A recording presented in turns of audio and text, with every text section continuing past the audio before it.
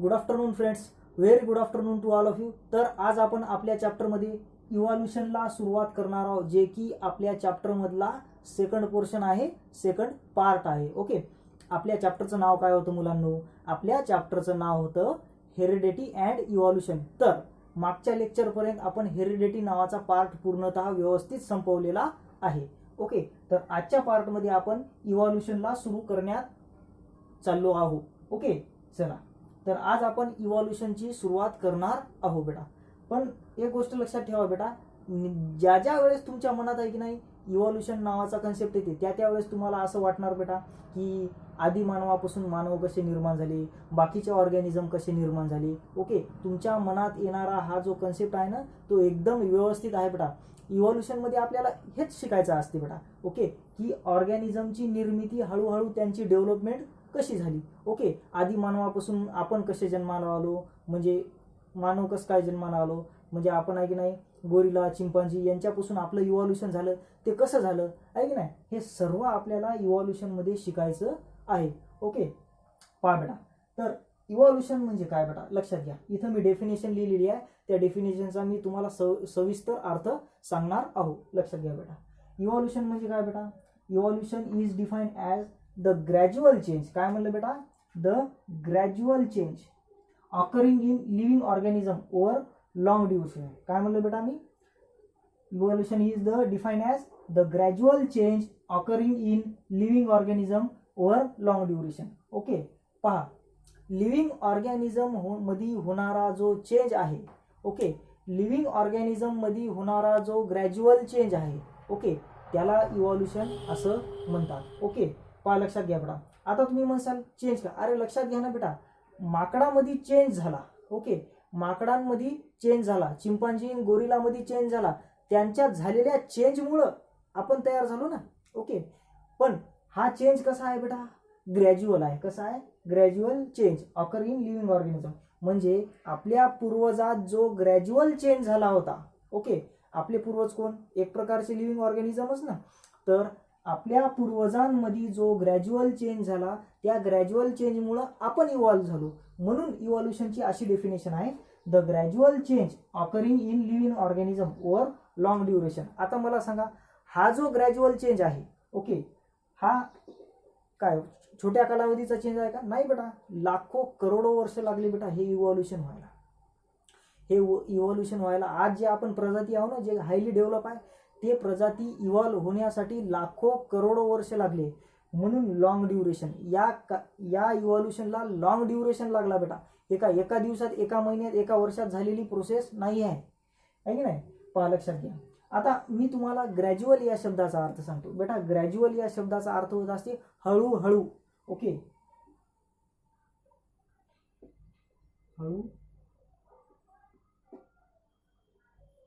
हळूहळू म्हणजे बेटा स्लोली. ओके, ग्रॅज्युअल या शब्दाचा अर्थ होत असते बेटा हळूहळू. म्हणजे लिव्हिंग ऑर्गॅनिझम मध्ये जे हळूहळू चेंज होत गेले, त्या चेंजमुळं इव्हॉल्युशन घडून आलं बेटा. लक्षात घ्या. युनिसेल्युलर ऑर्गॅनिझम मध्ये हळूहळू चेंज होत गेले, त्यांच्या स्ट्रक्चरमध्ये, केमिकल स्ट्रक्चरमध्ये चेंज होत गेले. म्हणून लिव्हिंग ऑर्गॅनिझम पासून, म्हणजे युनिसेल्युलर ऑर्गॅनिझम पासून मल्टीसेल्युलर ऑर्गॅनिझम तयार झाले आहे की नाही? नाहीतर ते आयुष्यभर ते एकच सेल राहत होती ना. ओके, पण त्या युनिसेल्युलर म्हणजे एका सेलमध्ये हळूहळू ग्रॅज्युअल चेंज येत ती मल्टीसेल्युलर झाली. मल्टीसेल्युलर मधून आणखीन हायर ऑर्गॅनिझम झाले आहे की ना. त्या हायर ऑर्गॅनिझम मधून डायव्हर्सिफाईड वेगवेगळ्या प्रकारचे ऑर्गॅनिझम निर्माण झाले. असं करत करत पूर्ण इव्हॉल्युशन होण्यासाठी बेटा 300 करोड इयर्स, 300 वर्ष लागले. Okay, 300 crore years. ओके, 300 वर्ष लागले बेटा इव्हॉल्युशन होण्यासाठी. म्हणजे हे इव्हॉल्युशन होण्यासाठी आजचा जो कालावधी आहे ना लागले ना, तो 300 इयर्सचा आहे. ओके, पहा, लक्षात घ्या. इव्हॉल्युशन होण्याचा जो कालावधी आहे ना, तो 300 इयर्सचा कालावधी मानला जाते बेटा. ओके, चला पहा, डबल एकदा सांगतो मी इव्हॉल्युशन म्हणजे काय. इव्हॉल्युशन म्हणजे बेटा लिव्हिंग ऑर्गॅनिझम्स, काय म्हणलं मी? लिव्हिंग ऑर्गॅनिझम्स मध्ये होणारा हळूहळू चेंज आहे की नाही. लिव्हिंग ऑर्गॅनिझम मध्ये येणारा हळूहळू चेंज, ओके, जे की लॉंग ड्युरेशन मध्ये होतो आहे की नाही. इव्हॉल्युशन ही लॉंग ड्युरेशन प्रोसेस आहे बेटा. का? अरे मला सांगा, आपण का एका दिवसात निर्माण झालो काय? बिग बँग झाला, पृथ्वी निर्माण झाली आणि आपण झालो, हे का एका क्षणात झालेली गोष्ट आहे का? नाही बेटा, या गोष्टीला जवळपास 300 वर्ष कालावधी लागला आहे की नाही. पृथ्वीवर पूर्णतः डायनोसॉर पासून दुसरी प्रजाती, त्याच्यापासून तिसरी प्रजाती, माशापासून आहे की नाही, पायसेसपासून ॲम्फिबियन्स पासून रेप्टाईल्स पासून एव्स पासून मॅमल्स, हे होण्यासाठी पूर्ण गोष्टी घडण्यासाठी, युनिसेल्युलर ऑर्गॅनिझम पासून इथपर्यंत डेव्हलपमेंट होण्यासाठी 300 इयर्स, 300 नाही 300 crore, 300 crore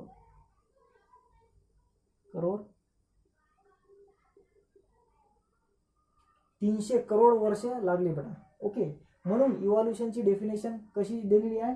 evolution is defined as the gradual change occurring in living organism over long duration.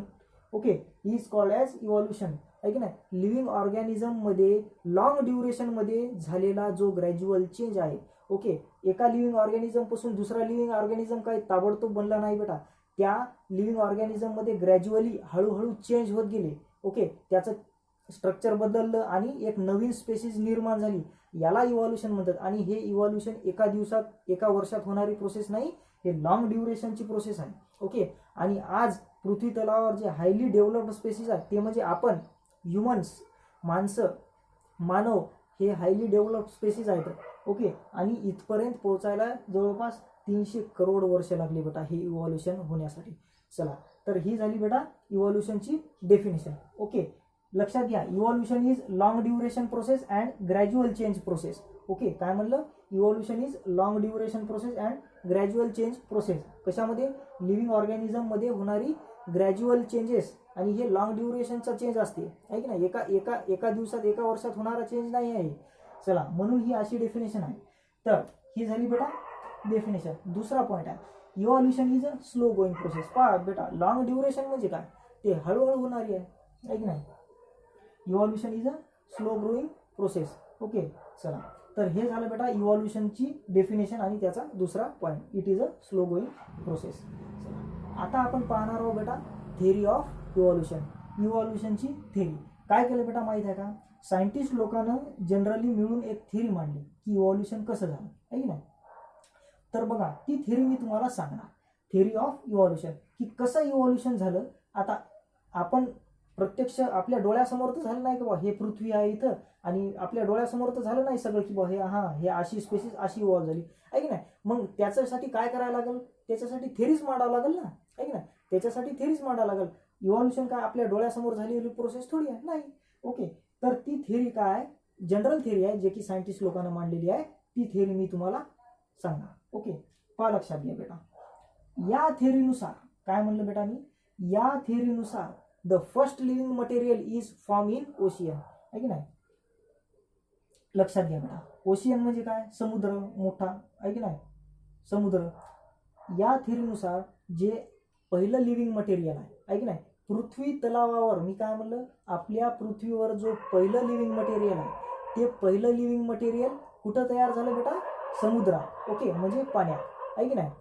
तो पहिलं लिव्हिंग मटेरियल कुठं तयार झालं? समुद्रात. आणि त्या पहिल्या लिव्हिंग मटेरियलचं नाव आहे बेटा प्रोटोप्लाझम. काय? प्रोटोप्लाझम. फर्स्ट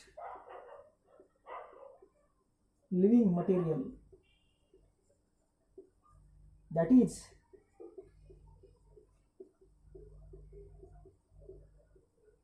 प्रोटोप्लाझम, आहे की नाही. प्रोटोप्लाझम हे कुठं तयार झालं बेटा? ओशियन म्हणजे समुद्रात तयार झालं. कुठं तयार झालं बेटा? हे तयार झालं बेटा ओशियन मध्ये, समुद्रात. कारण लक्षात घ्या बेटा, सजीव सृष्टी टिकण्यासाठी किंवा सजीव सृष्टी निर्माण होण्यासाठी सगळ्यात महत्वाची गोष्ट आहे बेटा पाणी, water. Water is the main thing for living बिंग्स. जेवढी सजीव सृष्टी या आपल्या याच्यावर आहे बेटा पृथ्वी तलावावर, ती सगळी सजीव सृष्टी एका गोष्टीवर जिवंत असते, ते म्हणजे पाणी.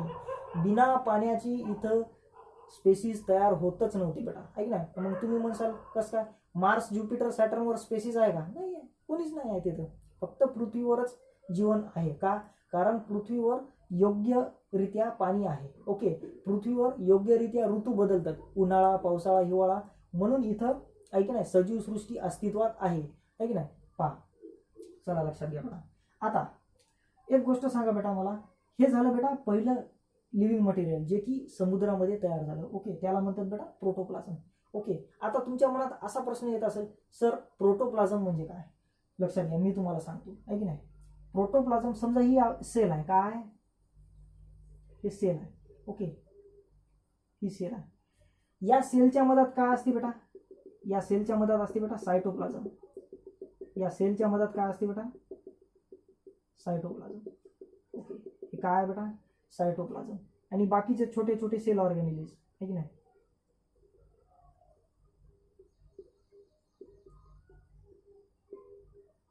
ओके, याला म्हणतात बेटा सेलच्या मधातलं सायटोप्लाझम. सेलच्या मधातलं जे फ्लुइड असते ना त्याला सायटोप्लाझम म्हणत असतात. ओके, मी तुम्हाला काय सांगणार होतो, प्रोटोप्लाझम या शब्दाचा अर्थ लक्षात घ्या. ओके, आता समजा ही एक सेल आहे. ओके, ज्या सेलला सेल वॉलच नाही, ओके, ज्या सेलला अशी सेल वॉल नाहीच आहे की नाही,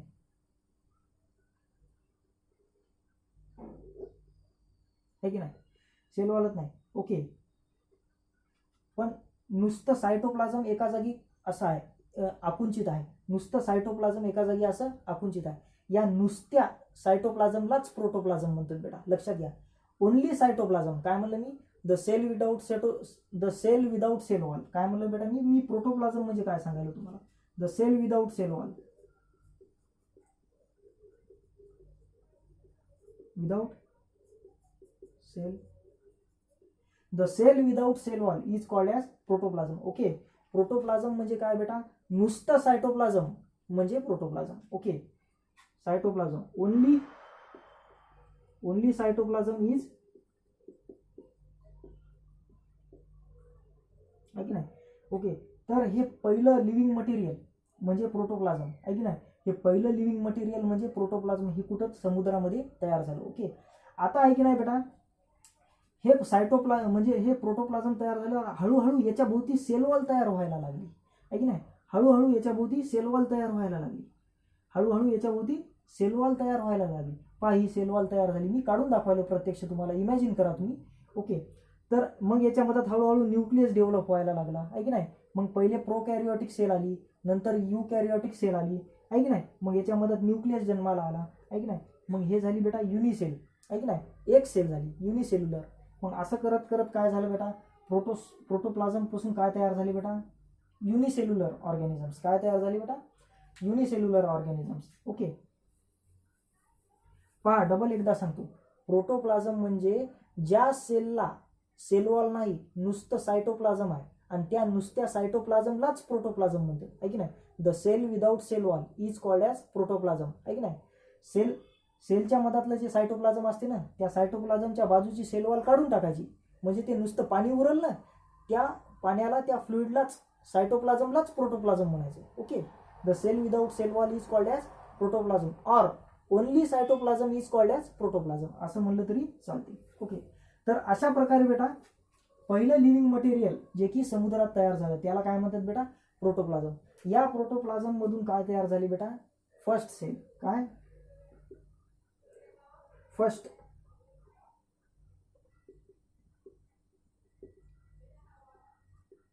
फर्स्ट म्हणण्यापेक्षा नुसतं युनिसेल्युलर ऑर्गॅनिझमच म्हणा.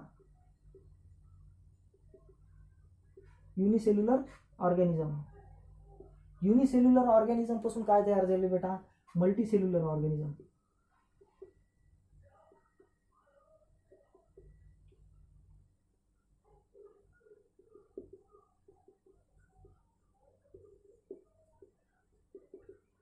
ओके, पहा बेटा, पहिले काय तयार झालं? प्रोटोप्लाझम. मग प्रोटोप्लाझमच्या भोवती हळूहळू सेल वॉल तयार झाली.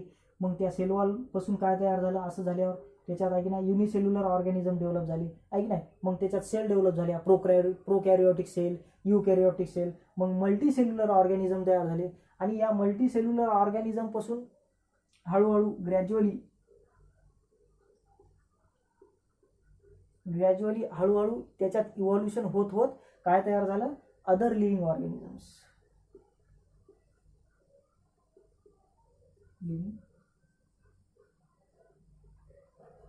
ओके, आणि या आहे की नाही या अदर लिव्हिंग ऑर्गॅनिझम पासून हायली डेव्हलप्ड लिव्हिंग ऑर्गॅनिझम्स आहे की नाही, यांच्यात इव्हॉल्युशन होत होत यांच्यात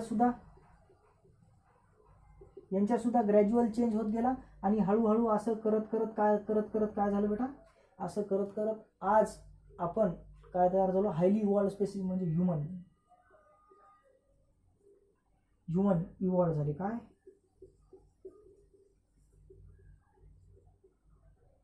इव्हॉल्ड झाले. आणि लक्षात घ्या बेटा, इथून ते इथपर्यंत ह्युमन इव्हॉल्युशन होण्यासाठी 300 करोड वर्ष लागली. 300 करोड इयर्स लागले बेटा. ओके, तर हे झालं बेटा इव्हॉल्युशन बद्दल थेरी, की सायंटिस्ट लोकांना इव्हॉल्युशन कसं झालं याची एक थेरी मांडली. का थेरी मांडायला लागली सायंटिस्ट लोकांना, कारण प्रत्यक्षरित्या आपल्या डोळ्यासमोर तर इव्हॉल्युशन झालं नाही ना, आहे की नाही. प्रत्यक्षरित्या आपल्या डोळ्यासमोर इव्हॉल्युशन झालं नाही, मग ते इव्हॉल्युशन नेमकं झालं कसं, ओके, हे सांगण्यासाठी सायंटिस्ट लोकांनी थेरी मांडली. ओके, त्याला आपण थेरी ऑफ इव्हॉल्युशन नाव दिलं. आणि त्यांच्या म्हणण्यानुसार पहिलं लिव्हिंग मटेरियल आहे की नाही, या पृथ्वी तलावावरचं आहे की नाही, या निसर्गातलं पहिलं लिव्हिंग मटेरियल ज्याला आपण काय म्हणलेलं आहे, protoplasm. The first living material on the earth is called as protoplasm. ते कुठं तयार झालं, समुद्रात तयार झालं. मग त्या प्रोटोप्लाझम पासून हळूहळू युनिसेल्युलर ऑर्गॅनिझम तयार झाले. का, त्या प्रोटोप्लाझम भोवती हळूहळू सेल वॉल तयार होऊ लागले, त्याच्यामध्ये सेल ऑर्गॅनिलीज तयार होऊ लागले, त्याच्यामध्ये न्यूक्लियस तयार होऊ लागला, आहे की नाही. हे असं करत करत युनिसेल्युलर ऑर्गॅनिझम तयार झाले. युनिसेल्युलर ऑर्गॅनिझम पासून मल्टीसेल्युलर ऑर्गॅनिझम तयार झाली. त्या मल्टीसेल्युलर ऑर्गॅनिझम मध्ये हळूहळू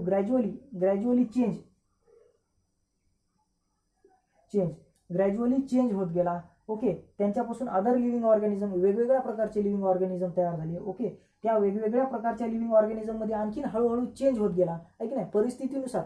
मग तुम्ही म्हणसाल सर हे चेंज का होत असते, बेटा हे चेंज परिस्थितीनुसार होत असते. हे चेंज परिस्थिती, एन्व्हायरमेंटल कंडिशन म्हणा, त्यातल्या राहण्याच्या सोयी वगैरे यांच्यानुसार चेंज होतात, आहे की नाही. हे चेंज परिस्थितीनुसार होत असतात बेटा. ओके, मग या अदर लिव्हिंग ऑर्गॅनिझम पासून डेव्हलपमेंट होत आज आपण ह्युमन इव्हॉल्व झालो. ओके, आपण इव्हॉल्व झालो. आणि या पृथ्वी तलावावरची सगळ्यात प्रगत स्पेसिस कोणती आहे, तर ती म्हणजे मानव, आपण. ओके, तर इथपर्यंत या फर्स्ट लिव्हिंग ऑर्गॅनिझम प्रोटोप्लाझम पर्यंत ह्युमन इव्हॉल्युशन होण्यासाठी बेटा जे कालावधी लागला ना, त्याला 300 करोड वर्ष लागले. किती, 300 करोड वर्ष लागले बेटा, आहे ना. मग या इथून ते इथपर्यंत डायनासोर वगैरे सगळं आलं, याच्यात सगळं आलं. वाघ, सिंह, मोठे हत्ती, गेंडे, डायनासोर सगळं आलं याच्यात. ओके, तर ही झाली बेटा थेरी ऑफ इव्हॉल्युशन. एक गोष्ट लक्षात ठेवायची बेटा, थेरी ऑफ इव्हॉल्युशन मध्ये द फर्स्ट लिव्हिंग मटेरियल, काय म्हणलं मी, the first living material which is called as protoplasm is form in ocean. समुद्रात पहिलं लिव्हिंग मटेरियल प्रोटोप्लाझम तयार झालं. का, कारण सजीव सृष्टी निर्माण होण्यासाठी पाणी लागते, आणि पाण्याचा मुख्य स्रोत कोणता आहे पृथ्वीवर, समुद्र, ओशियन, आहे की नाही. म्हणून पहिलं लिव्हिंग मटेरियल हे प्रोटोप्लाझम कुठं तयार झालं, ओशियनमध्ये तयार झालं, आहे की नाही. ओशियन म्हणजे काय, समुद्र मोठे, आहे की नाही. चला, तर हे झालं बेटा इव्हॉल्युशन आणि थेरी ऑफ इव्हॉल्युशन बद्दल. ओके, आता आपण शिकणार आहोत बेटा इव्हिडन्सेस ऑफ इव्हॉल्युशन. काय, इव्हिडन्सेस ऑफ इव्हॉल्युशन. आता इव्हिडन्सेस म्हणजे काय बेटा, इव्हिडन्सेस म्हणजे प्रूफ, सबूत, आहे की नाही. इव्हिडन्सेस म्हणजे काय, प्रूफ, सबूत. आता आपण म्हणायलो तसं इव्हॉल्युशन झालं, तर त्या इव्हॉल्युशन झालं कसं काय, त्याचे सबूत द्यावं लागतील ना, आहे की नाही. तर ते प्रूफ, ते इव्हिडन्सेस पाहणार आहोत आपण. ओके, तर आपली नेक्स्ट हेडिंग राहील बेटा इव्हिडन्सेस ऑफ इव्हॉल्युशन. ओके, चला.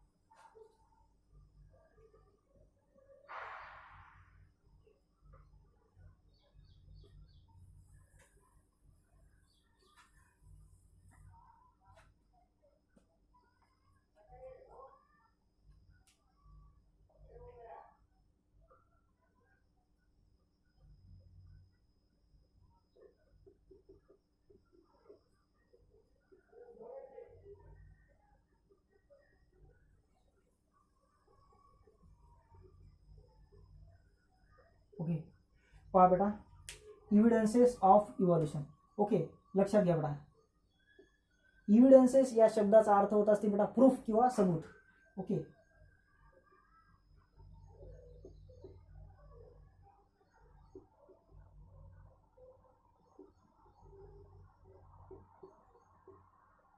ओके, प्रूफ किंवा सबूत किंवा पुरावे. आता आपण असं म्हणत आहोत की इव्हॉल्युशन झालं बुवा, इव्हॉल्युशन झालं, इव्हॉल्युशन झालं, आहे ना? हो झालं, तर त्याचे काहीतरी प्रूफ द्यावं लागतील ना आपल्याला, तर ते प्रूफ स्टडी करायचे आपल्याला. ओके, तर इव्हिडन्सेस ऑफ इव्हॉल्युशनमध्ये बेटा आपलं पहिलं प्रूफ कोणतं आहे बेटा? Morphological evidences. कोणता आहे बेटा? पहा, मी एकदा इथं इव्हिडन्सेस लिहितो आणि ते इव्हिडन्सेस आपण एकेकानं पाहूया. ओके,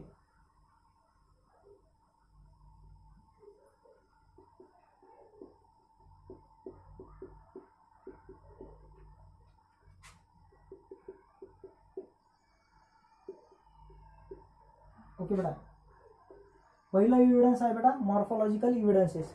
ओके, दुसरं इव्हिडन्स आहे बेटा ॲनाटॉमिकल इव्हिडन्सेस. काय? ॲनाटॉमिकल इव्हिडन्सेस. ओके बेटा,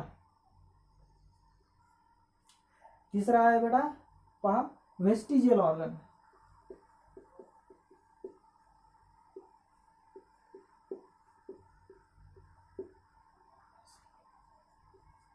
चौथा आहे बेटा पॅलिओन्टॉलॉजिकल इव्हिडन्सेस.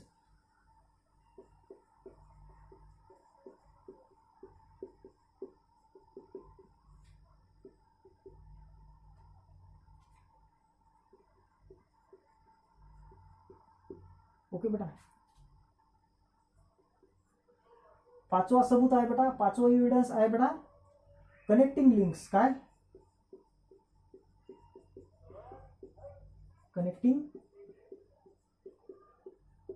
कनेक्टिंग लिंक्स, आहे की नाही? आणि सहावं व शेवटचं सबूत आहे बेटा इव्हिडन्स आहे बेटा कोणतं? त्या इव्हिडन्सचं नाव आहे बेटा एम्ब्रिओलॉजिकल इव्हिडन्सेस. काय?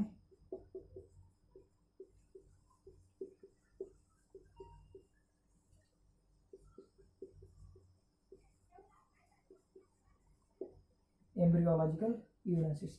ओके बेटा, पहा आपण काय शिकत आहोत बेटा?